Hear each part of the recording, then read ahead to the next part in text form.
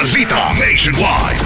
Mga kabrigada, balik Senado na muli si dating Assistant District Engineer Bryce Hernandez matapos ang naging pagdinig sa inihayang writ of amparo ng kanyang kampo sa Pasay Regional Trial Court Branch 112. Nakarating ito sa institusyon kaninang mag-alas 10 ng umaga at sumailalim na rin ito sa medical examination. Maalalang nakasulat sa letter of request ni Hernandez ang paghiling niya kay Senate President Tito Soto na maibalik siya sa Senate Detention Facility ng Senado matapos siyang ipadala sa Pasay City Jail.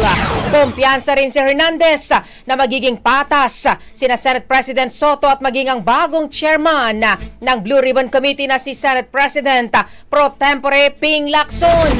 Maalalang bago tuluyang mapadala sa Pasay, si Hernandez ay una na siyang nanatili sa PNP Custodial Center sa Campo Crame. Umahataw, Brigada Balita. Ang bahaging ito ay hatid sa atin ng Fast Relax. Tanggal ang sakit, ora mismo.